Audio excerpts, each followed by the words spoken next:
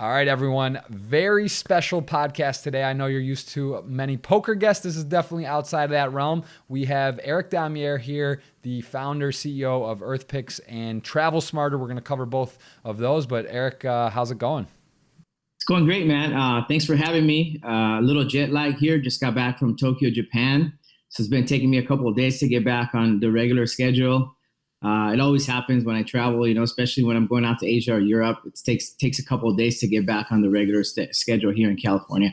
Absolutely. I was following along on the social accounts, and I know we've been chatting on the side. That Maldives location was pretty incredible. I had seen that one, but not at the time when I was there. They didn't have the underwater room. They just had the underwater restaurant. So we definitely want to cover that, as well as kind of get into EarthPix and your big project right now, TravelSmarter. But why don't we, for those of you that don't know about EarthPix, or maybe haven't heard of you, kind of give a background on yourself. Give us like the quick rundown of your, I don't know, not your life story, but yeah, where you grew up, born and raised, how you got into travel, and then EarthPix, how that kind of came about. Yeah, for sure. So, I grew up in LA. I've been here since I was 5. And, after high school and I basically got into sales at a very young age. At the age of 18, I got into insurance sales, went on to do real estate for a while then until 2008 when the economy kind of crashed. And then I just kind of took two years off. Funny enough, during those 2 years that I took off trying to figure out what I was going to do, I found something called poker. So I started actually playing poker, and that's kind of how I started getting back into socializing and kind of getting away from the bad experience that I had of the economy going down. Through that period of time, I met a lot of people in the digital space, and that's kind of how it kind of fell into learning a lot about this platform called YouTube. Met a couple of guys that were building some technology around YouTube and kind of partnered with them. And I went from that to basically building my own YouTube network, where we represented over 8,000 YouTube channels at the time. And that's how I started learning a lot about social media and the power of influence that, a lot of these YouTubers have. And this is back in 2011, 2012, before YouTube actually blew up and became a massive platform for people to monetize, as you're aware of. So through that process and that journey, I learned a lot about Twitter, and then eventually Facebook, eventually Instagram. I started seeing a big shift in those platforms and how people were interacting within those platforms. And, working with brands in 2011 was really hard because, people really didn't validate a lot of the influencers, right? They didn't validate those as distribution channels. So we had a really tough time in the beginning, really trying to convince brands to work with influencers as part of their marketing distribution. And eventually they started paying attention and things started working well. During that time, me and a couple other guys started building up these accounts. One of them was EarthPix, with the idea that we wanted to create a platform because of the reach that we had on YouTube and across other Twitter accounts. We wanted to build some sort of one destination where we would share some of the most beautiful destinations around the world through other photographers' work, because at the time we weren't doing our own photography, and we weren't traveling ourselves. So we found it a lot easier to be able to source that content and just share it with the world, because we knew we had the eyeballs in front of us and we could share their work through our own account. But it was one of those things that it just kind of took off, man. It just really, went from 0 to over 500,000 followers in the first 2 months, because a lot of people really resonated with the content, with the travel content. And the other part was that we were really good at sourcing the best of the best. We did spend a lot of time looking for that specific content that we felt was really going to resonate with the audience. And then, we were one of the first ones in. So I think that also has a lot to do with our success and our fast growth since day one. So that's how we became, the fastest growing travel community on social media. Before, we were just on Twitter, when things really took off for us when we started our Instagram account. Instagram started growing very fast. And I think that was also part of the success, that we were very early on that platform. And because of that, people found us a lot faster than most of the accounts that actually came on later on. But that's sort of my background. I've always, I went from being in sales and real estate and insurance to then going on to the digital space. really falling in love and being very passionate about growing audiences and engaging people, and really, obsession with figuring out what is it that makes people, engage with specific types of content. So we've tested everything out from travel to history. We have an account now that's like the biggest abandoned locations account. So what we share on that account is some of the most beautiful abandoned locations around the world, and people really love that stuff too. Which is, to me, it's always great to see the different niches of content that people are really engaging with, and that's kind of what I've been doing over the last 6 years. Just been growing the EarthPix brand as the largest travel community on social media. Absolutely. That's, I think most of our viewers are going to be aware of this channel. It is, like you said, the largest on Instagram. I've definitely been a long time follower. So when you got into that, I guess, so you grew up, you were in as growing up though, were you always, was that like a big interest to you when you were a kid? Like when you were, or did it sort of, you said it around 2008, you kind of segued into it. Like, was that something you had a passion? Did you love travel or follow, National Geographic or the Travel Channel? Was that something when you grew up? Yeah, I did. I was a big fan of Anthony Bourdain. That was like somebody that I really admire from day one. What changed my life in a lot of ways was when I traveled to India for the first time. I actually, most people don't know this about me, but I actually lived in India for 6 months. During the time where I was in real estate, I was outsourcing a lot of my outbound marketing to a call center in India. And in 2007, I decided to go out to India on my own, only knowing one person out there, to start a call center myself. And when I traveled to that country, it just expanded my mind, learning about a new culture that I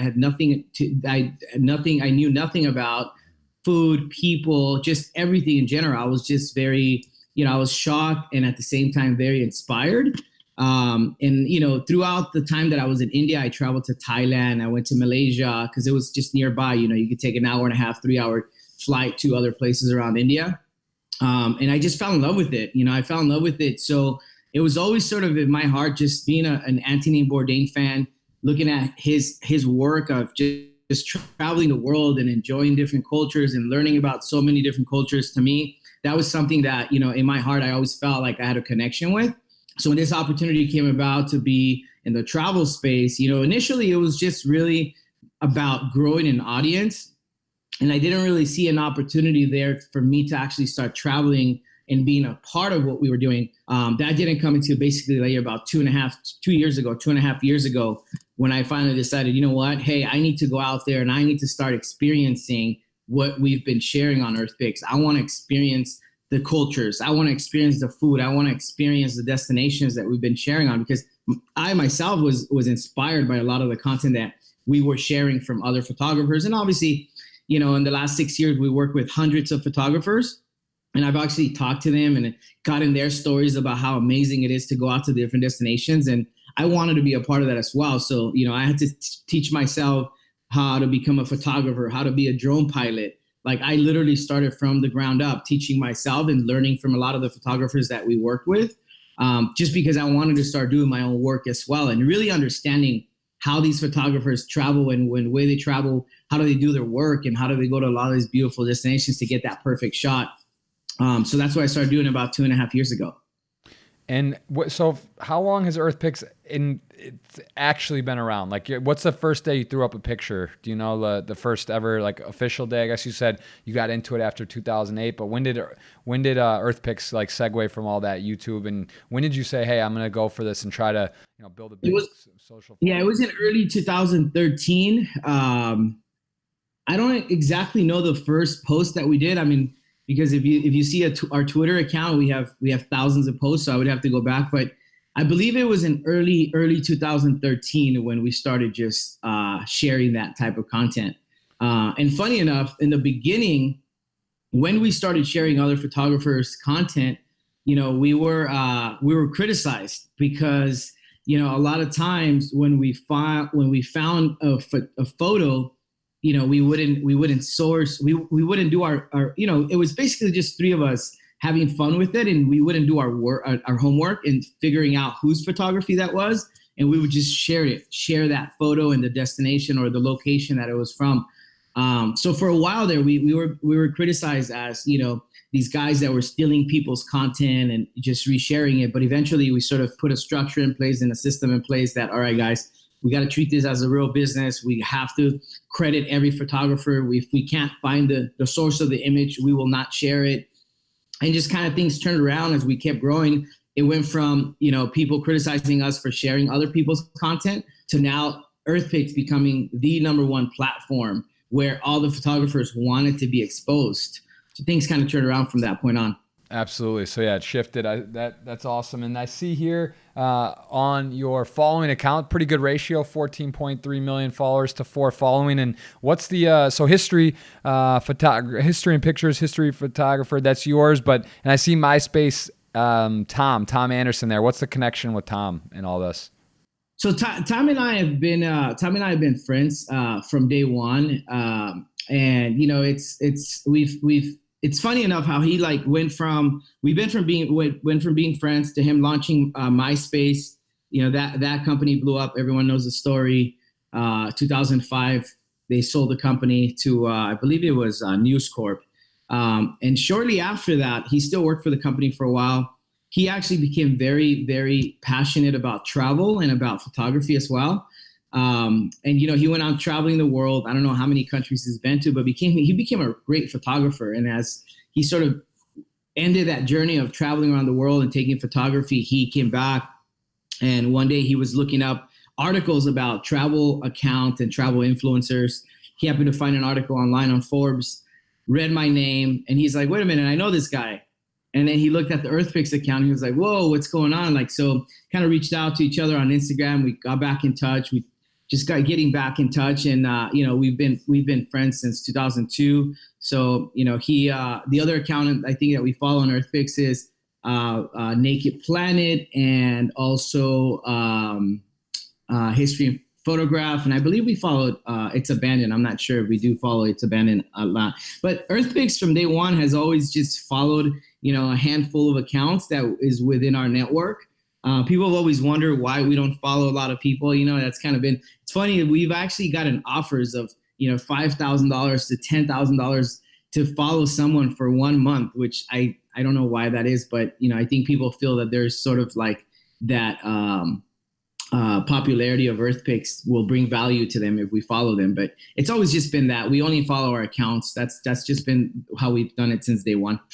And so would you say that's kind of the secret sauce to EarthPix success, becoming the largest travel community? Is that, you keep it high quality work, exclusive, and is that sort of the secret formula, or what could you add to what you think has made, what separates you from the number 2 or 3 travel channel or account that has 2-3 million maybe followers, to have such a massive lead, such a massive in the industry, to have such an advantage in that area? What would you say would be something that really stands out as well? I think the biggest thing that stands out for us is that we've always been the first to share something, the first to find a specific photo that we know is going to resonate with our audience. One of the things that, and I've actually heard this from a ton of photographers that send us exclusive content. They give us the first right to share their photo, their video. That when EarthPix shares a photo, you automatically have the impact of 40 or 50 other accounts that are within the travel, space, whether it's smaller accounts from 50,000 followers all the way to the bigger accounts of 10 million followers. We've always sort of been first to find and source content that we know is going to do great. We share it, and it just sort of has that viral effect across Twitter, across Instagram, across Facebook.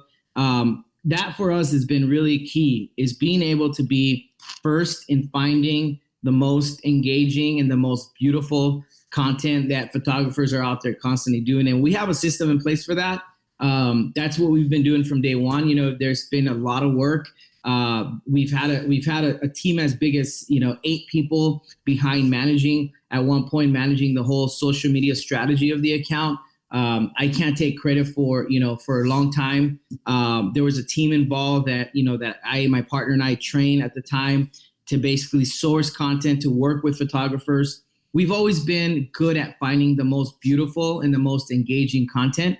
That's number one.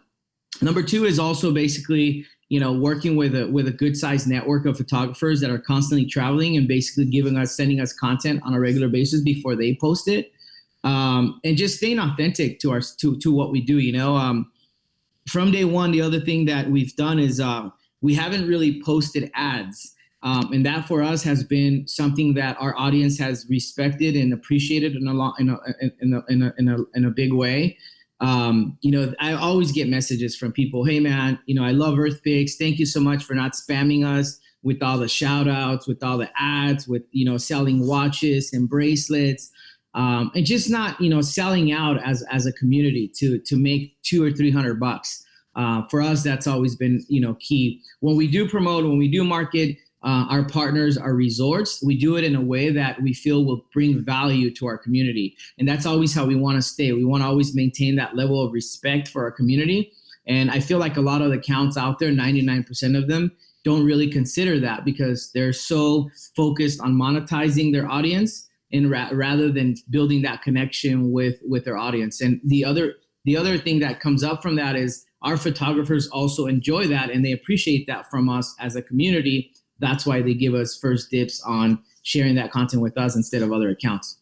Absolutely. Yeah, I got to say, I'm excited. This has been, we've been talking a lot lately on this next piece I want to get to, which again, I know you're slammed. You're just launching a new platform, vertical and travel company, which we're going to talk about on the remainder of the time. But before we do that, I want to give you a chance to talk about the Maldives trip quickly because that looked pretty special. And I had been there, I mentioned with some buddies, and we celebrated after the Olympics in 2012 at the Conrad Maldives, but they did not have at that time, they had an underwater restaurant, but not an underwater hotel room. Could you quickly, before we segue to the next section of what you got going on, would you tell us a little bit about what that is, how it works, and maybe how special that is? Part of the perks of being with EarthPix and having that is some of the travel and opportunities and places you get to go see. But in particular, I want to hear about that underwater hotel room.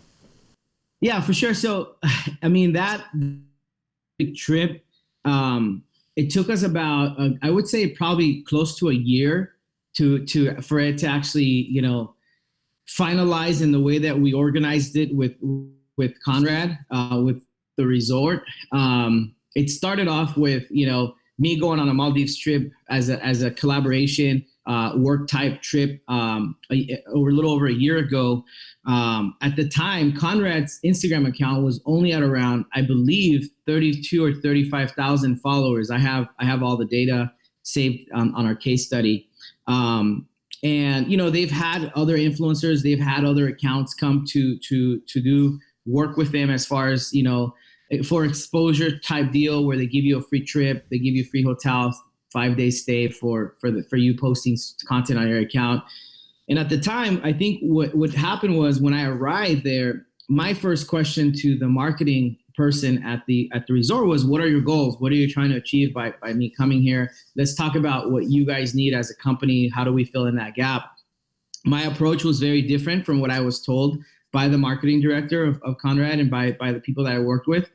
But from that month on out, man, they basically said, like, we want to be the most followed account in all of Maldives from all the resorts. And I said, give me a couple of days. Let me come up with some ideas. We did that. Within 30 days, we had reached that goal, and they had never seen anything like it. So, right away, when I got back, they reached out to me and they said, hey, we want to tell you about this secret project no one knows about. We've been working on this undersea villa that's going to run for $50,000 a night. And actually runs for a lot more than $50,000 because of the way they sell that villa is you have to stay in there for 4 days minimum.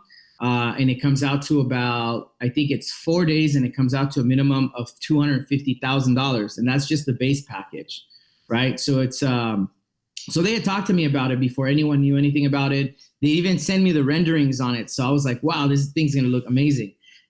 So, we went back and forth, we planned the trip, and it took us, close to about a year to come to finalize exactly how we were going to create something so unique that no one else has created before. I brought on a team of 4 people that helped me with the process. And once we got there, man, it was just the most magical and amazing thing we had ever seen, that I have ever seen. For us, that trip was a really big deal, because the size and the value of the trip itself was close to about $350,000. And from my understanding, that has never happened in the history of travel influencers or travel accounts, if you will. No one else has ever gotten, that the opportunity to be able to do and go and cover something of that magnitude. Not only were we the first influencer or the first travel community or account, if you want to call it, to be there and experience that, but we got basically red carpet treatment. Since the day we got there, they showed us the entire place. They gave us the whole background. They even had the marine biologist come in, and we did a video on that as well. And she basically told us about the restoration program that they launched, about the coral and all that. But, I have to just say, man, the minute you walk into that villa, it's just unbelievable. Like you don't even feel like you're in Maldives at that point. You feel like you're in this just amazing, luxurious resort. And then when you go downstairs through an elevator, or you can take the stairs, but we went through the elevator, you just walk into this undersea villa it's just surrounded by fish. It's literally under the ocean. So you're surrounded by sea life. It's just incredible, man. I want to play the video, but I'll let people can do it. And I was looking on Live Rich Media as one of the guys out there. Good guy. I know you've worked with a bunch, and there's some really cool stuff between his account, your personal account, Eric Damier, and just some really, really, if you want to see some mind-blowing, once off stuff, it really is incredible. Of course, there are other parts to that resort, not just that are, more reasonably priced, more like honeymoon stuff. Because again, we went on a trip with guys to celebrate, which it was pretty epic, but it was, it's more of a honeymoon, take your girl spot. That's for sure. It's not like a crazy scene or anything, but it's special out there. That's for sure. So, Eric, I definitely, the thing I'm most excited about, because this is like revolutionary, it really is. And then we've been talking about so much back and forth, and I've been getting involved now. I want you to talk about TravelSmarter, because this to me is, I don't really know, like, for someone that travels a lot, this is the ultimate in terms of savings and how it works. And we could spend hours on this alone, but I want people to kind of to know about your baby, your project, how this came to light, what it is. And, let's just start with, what is TravelSmarter? Who is TravelSmarter for? What type of traveler? And kind of dive in here. I know you're like slammed with bookings and, dealing with this and the operation of the site. So I really want to make sure we get a chance to let people know what this is and how it works. Yeah, thanks. I think, the biggest, the most important part of all of this to me, and it's something that I've expressed to you during our chats back and forth. I've always, since I started traveling a lot more often, since I started going out and experiencing different countries every month, especially over the last year alone, I've gotten a chance to engage with my audience. I get so many messages from people over the last years about, how lucky I was, or how lucky I am to be able to travel to all these beautiful destinations from what I do. And just people have always shared their passion and, their goals and dreams to wanting to get out and travel. Even on my personal account, which, has around 150,000 followers, the people that follow me on that account are truly passionate about travel. So I get to engage with them a lot of times. And a lot of times I've asked people, what is stopping you from traveling? Like, why isn't that you don't get out there and travel? Like, to me, in my mind, it's like, there's so many ways that you can travel without having to, overspend or spend. But the number one answer I've always gotten is, it's too expensive. I can't afford it. Obviously, other people say time and work and whatnot. But the number one answer I've always gotten was how expensive it is to travel. And so for a long time, I wanted to figure out a way to allow people, not just inspire them by the content that I share on a weekly basis, whether it's on my personal account, on EarthPix, when I post a story, but I wanted to figure out a way that, where we can place a product in front of them that would allow them to travel in a more affordable way. So I started doing a lot of research in the travel space, understanding how the hotel industry works, understanding how the flight industry works, how the, travel and leisure works. And, over time I came basically, I ended up finding out that, the travel space was broken into two sides of the industry, was basically retail and wholesale. And very like fashion, where I go to a retail store and buy this jacket for $100. The company selling this jacket for a wholesale might be only selling it for $25, right? But the general audience doesn't have access to buying this jacket at a wholesale price unless you own a retail company or a retail store, or have a wholesale permit or whatever it's called, that's a reseller's permit. So I did all this homework, and I finally figured out there was an opportunity for us to actually place or build a platform where we would pass on the savings to our customers, to our members, to our followers. And that to me was the most exciting part of all of it, because I want to be able to provide people with the opportunity to travel without having to overspend. And so we worked on this project over the last year. Finally launched it December 1st. Just in the first 2 weeks, I wasn't expecting for bookings to come in right away, but just in the first 2 weeks, we had over 5 or 6 bookings. One customer that we saw saved $3,500 by booking a 1 week stay in a hotel. And, just looking at that, to me, it just brings, like, honestly, it sounds quirky or cheesy, but it brings happiness to me, because I know that now, with this platform, TravelSmarter, if you're the type of traveler who is flexible, meaning you don't have to absolutely stay at the Four Seasons when you're going to Bali. You don't absolutely have to stay, at a specific hotel when you go to a destination. Your goal is to be able to travel the world as much as possible and be able to save them the most as much as possible. TravelSmarter is specifically built for that type of traveler, right? Type of traveler who's looking for the best deal, which makes up for about 99% of travelers. You don't want to overspend on your travel. You want to get the best deals on hotels, cruises, car rental companies. This is what TravelSmarter is for. That type of person is if you're looking to get the best bang for your buck when you're traveling. And the other thing is too is booking in advance, right? Because the more in advance you book, the more options you're going to have.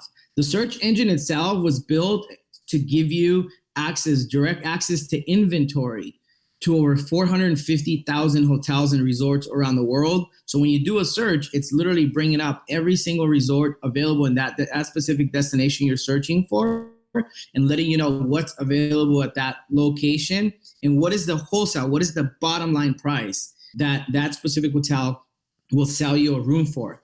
And in order to do this and not compete with the big guys like Expedia, all the big retail companies, we have to be a members platform.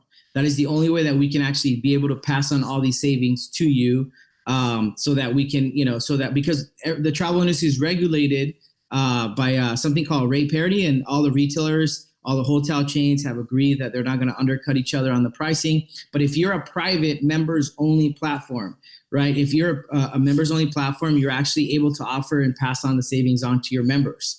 And that's the most exciting part for us, man. It's just, we've been getting signups every day. We're doing extremely, well for the first 2 or 3 weeks of us being in business. Already people messaging me like, hey man, thank you so much for putting this together. I really love the platform. I just booked, my first vacation. I can't believe the price I got. I'm heading over to Bali in March. So just hearing these stories, it just inspires me and motivates me to continue on building a better platform. And this is just the beginning. I mean, we're just getting started. It's crazy because I've used this. I actually did book my first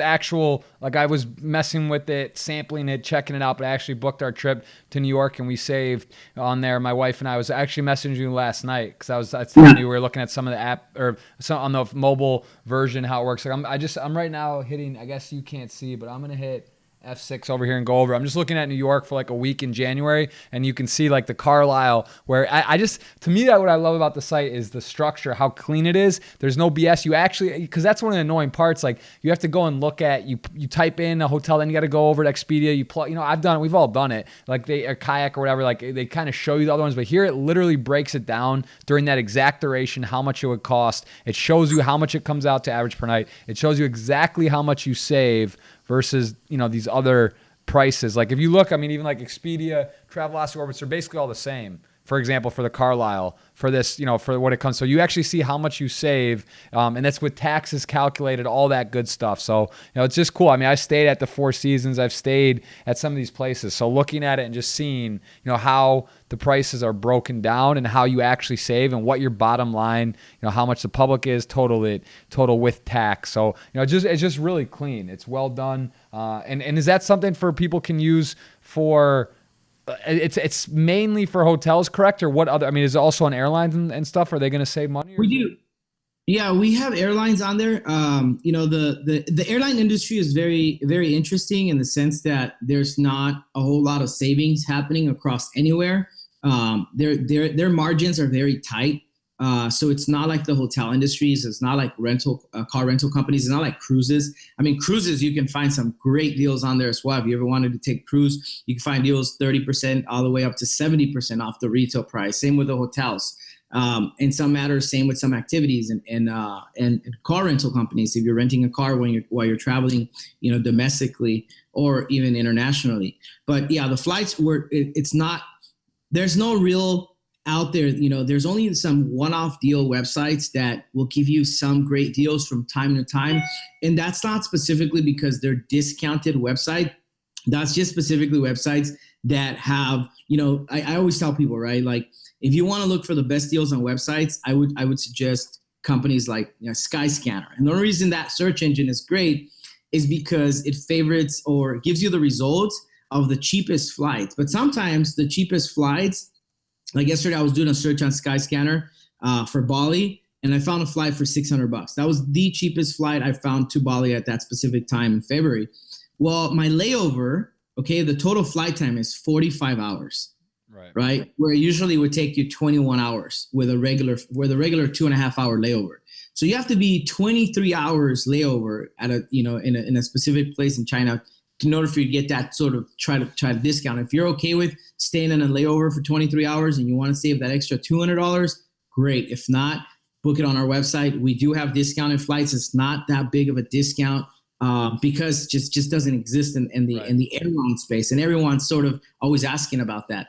But one thing that you mentioned was great is when we show you the final price of your hotel, we include tax on that. Most websites, a lot of the websites out there, the big websites, will show you the total price or the actual per night price, right, before tax. And so you end up finding out that when you go on these websites, you look at it, it's like it says $100 a night. Well, after taxes, it happens to be maybe $110, $120 a night. So we show you the full price based on tax. We also, there's a little drop-down menu that if you go to public price and you click on public price, it compares our price to all the other websites that are selling that at a retail price, so you can actually compare it. And in many cases, I was 9 out of 10 times where I've shown this to my friends or people that I'm working with. They always tell me, man, this is too good to be true. How are you able to do this? Let me see, go to Expedia and compare the price. Look for that hotel. I want to make sure it's the same price that you're showing. And we do that, and it's there, right? The prices that we're showing you from other websites, we're not making up those prices. We're actually scraping those prices from their actual websites at the time when you search. So it's always going to be accurate. Absolutely. So if I were to ask you what type of traveler, like who's going to benefit the most from this, which type of traveler is going to like this the most? So you're a TravelSmarter, type of traveler is someone who is somewhat flexible on, where they stay, right? And what I mean by that is, if you want to stay at a 5-star resort, you are going to be able to find 5-star resorts on the site, discounted up to 70%. In some cases, I've even seen it 75% off the retail price. It's not going to be a specific hotel that you may have in mind. Again, using Four Seasons as an example. If you're traveling to Bali, and you're like, I have to stay at the Four Seasons because my buddy's getting married there. That's where the wedding party is at. This is not, we might not find you. Four Seasons may not have the best price during that time frame that you're searching for, but if you're the type of traveler who wants to just go to Bali and stay at a 5-star resort, and you want to get the best, absolute best price at the best 5-star resort that's available around that time, this is for you. Another trick that we're going to be educating people on through video and podcast and all the stuff that we're posting on social media is that a lot of times, I've actually learned this over the last 6 months, is by changing one day, right? Rather than flying out on Saturday, you fly out on Sunday. And rather than checking out on Saturday, you check out on Friday. Just being flexible with the dates when you're doing your search. Change some dates around. You'll be surprised how much more money you can save and what other resorts become available. Again, this search engine gives you the results of the inventory that's specifically available at the time that you're searching. So just be flexible on the dates. Do a few searches before you finalize. Don't be closed-minded. Just be flexible on how you search for your hotel, for your stay. And you'll be surprised how many more. I mean, literally, look, I'll give you an example. Changing one day for me, one day I found a resort, a 5-star resort. I was going to save $1,000, and I just changed one date around from going out on Sunday to going out on Monday and checking out on a different day rather than checking out on Saturday, checked out on the following Sunday. And I was able to save an extra $700 by doing that, just by one day. Right. So be flexible. This TravelSmarter is for the type of traveler who's looking to explore the world, save the most amount of money, but at the same time, be a little bit flexible on the dates that you're traveling in. When I say one day, be flexible. Maybe you want to travel a different week of that month. If you could take that week of the month, if you could switch your vacation off for a different week of the month, be flexible on the searches. And the last thing that I want to say is be also plan ahead, right? If when you plan ahead, most people want to wait till the very end to book their flight or hotel because they think the price might drop, and that's not the case.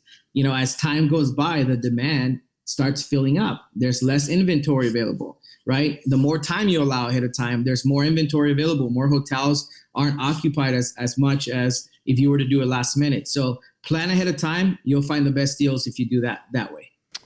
Absolutely. It's crazy, man, how much I've learned talking with you these past few months. And it's really crazy how powerful the site is, how big it's already, I know, and I've seen the people that have tried it and love it. And it really is it feels almost too good to be true. But, for the price, explain to them what's the price, how does it work? And, basically the monthly membership or, I guess total for the year, if you travel even one time in a year, it's crazy the amount you'll save. But how does it work, just so people know what the pricing of it?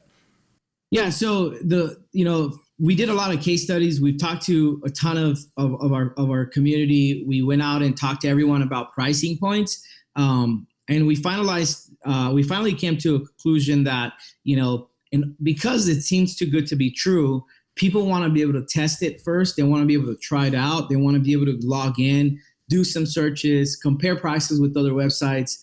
So the first 30 days is absolutely free. You don't have to spend any money on the first 30 days paying a membership. After 30 days, it's a 12-month membership that you can build for on a monthly basis, and it's $9.97 a month. $9.97 a month. And like you said, you book one night with us, you'll automatically make your money back for that whole year, if not more. One of my close friends signed up to the site, and he happened. And this, by the way, this is also great for domestic in the U.S. and international. So this is not just for international travel and leisure. One of my buddies signed up. He travels a lot within the U.S. He booked a one-night stay, and with that one-night stay, he saved $160 for one night. He was traveling nearby to another state. With one-night stay, he already got his money back and then some, right? So, when you talk about $9.97 a month, really, dude, I spend more on coffee every single week than a $9.97 a month.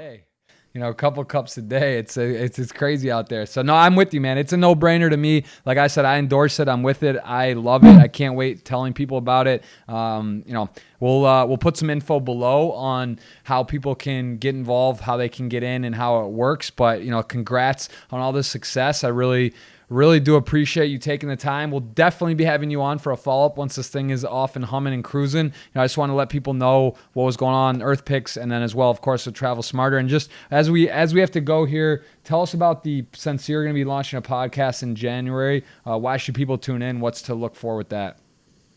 Well, first thing, man, I appreciate you having me on your podcast. I look forward to seeing it when it goes live. We're launching a podcast so that we can sort of provide free information on traveling, how to make the best experience out of every destination you go to. For a lot of you guys that follow travel accounts or travel influencers or bloggers, you end up seeing the end result of the beautiful photo that we post, right? We do a lot of research before we head to every destination.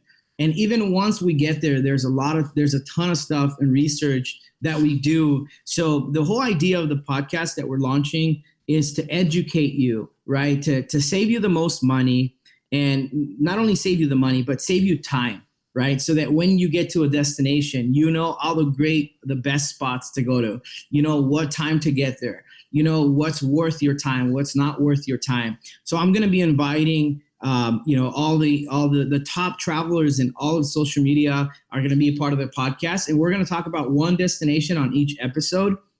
And we're going to cover everything from how to save the most money, how to make the best out of that trip, how to get the most bang for your buck. Even when you get to a specific destination, there's ways and things that you can do to save money so that you don't overspend while you're there. And a lot of people don't know that because, they just never travel to a specific destination. They go to Cancun or they go to Thailand or they go to Bali and, they see all these photos and they kind of have an idea of inspiration of what they want to do, but they don't know how to actually get that done in a faster, much more efficient way. So that's what the podcast is going to be about. It's going to be really just free information, educating people so that they can make the best experience out of every vacation. And we'll make sure to put that info below, as well as for EarthPix, Eric Damier's personal pages, and TravelSmarter information, of course. And what will be the name of the podcast, or have you announced? Like, is it going to be Game Time Decision, or what? Where will that be based? Where are they going to be able to find that? I'll announce it on my personal accounts once we go live with it next month. I'll be announcing it on my personal account and also be posting it on EarthPix. So either account, you'll be able to see it on the stories once we go live with it. And then IGTV is going to be also another channel for us to be uploading, snippets of our podcast so that people can get more information on it. Amazing. All right. Well, Eric, congrats on all the success. 35 years old, already has the largest social media travel account, EarthPix. Big congrats to you, as well as TravelSmarter. I know this is a very special project that's going on, and I can't wait to be involved as well and dive in. Again, I've already booked my first trip to New York City. That's in the books on there. So it's exciting times, man. I appreciate your time, and we will be in touch very soon. So thanks again. Thanks so much for having me, Jeff, and looking forward to seeing the podcast when it goes live. Awesome. All right, Eric, we'll talk soon. Enjoy. Yeah. Thanks.